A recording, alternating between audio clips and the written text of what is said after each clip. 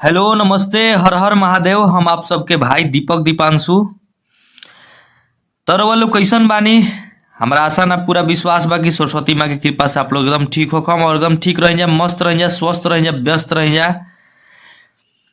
तो आज हम वो सब खातिर लेकर के आइल बानी भैया, बहुत ही एकदम दर्द भरा, एकदम दिल दहलावे वाला एकदम गाना बाटे। एकदम आप सबके रुआ गनगना जाई वैसन गाना एकदम लिखले बानी, जौन की तर्ज बाटे का कहीं ये माई तकदीरे बाटे ऐसन। जौन अभी टुनटुन भैया के गाना एगो बहुत जबरदस्त ट्रेंड में बाटे, छठ के गाना है लेकिन बहुत ट्रेंड में बा।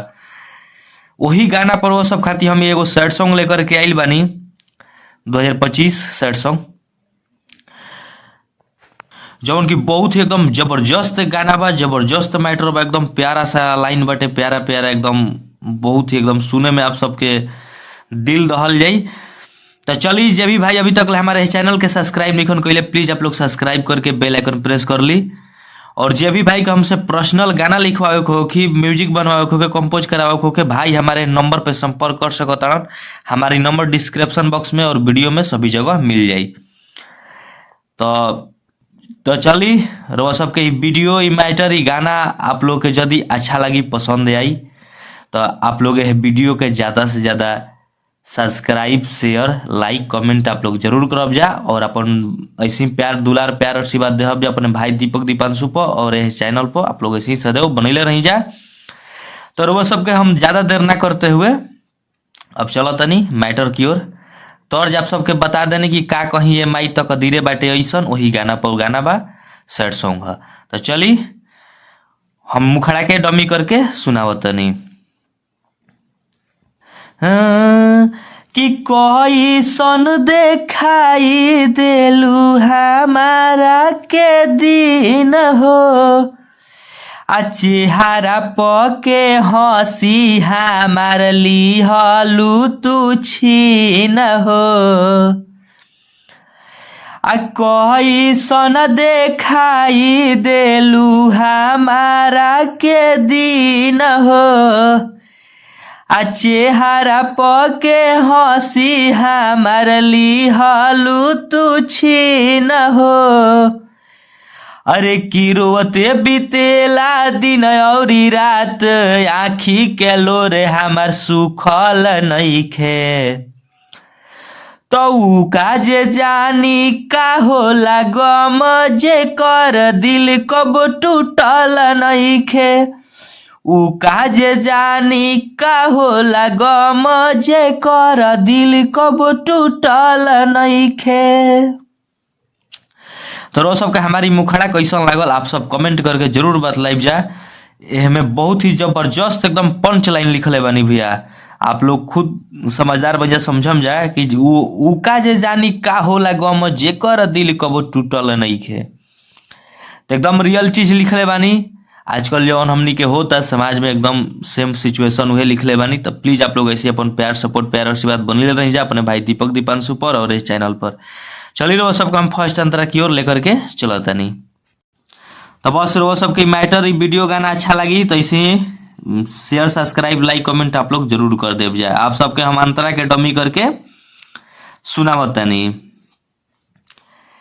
कि याद तुहार बहुत सतावेला, तुहारा सिवा दोसर हमारा कुछ न भावेला। कि याद तुहार बहुत सतावेला, भगवानो ना कर सकी प्यार केहू साथे होखे। आ सब कुछ रहते जिए के परेला रोके। उहे तड़पे कि उहे तड़पे छछने रोवे, जे कर प्यार रुकल नइखे। आउ का जे जानी का होला गम, जे कर दिल कब टूटल नइखे। ऊ का जे जानी का होला गम, जे कर दिल कब टूटल नइखे। तो हमनी के फर्स्ट अंतरा रहा रो, चल रो सबका हम सेकंड अंतरा की ओर लेकर के चला तनी। तो हमनी के सेकंड अंतरा बा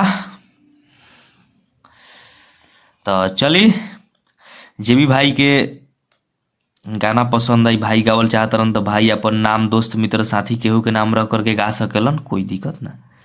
तो चलिए रउआ सब काम सेकंड अंतरा के भैया डमी करके सुना देतनी। तनिको तुहरा आइला दाया हो, छोड़ी देलू बीचे माजा धार में लागल ना माया हो। तनिको तुहरा हो बाइला दाया हो, होई जाला पागल दीपक जे कारा प्यार हो जाला। आए कर कमनो इलाज नइखे ठीके कहाला।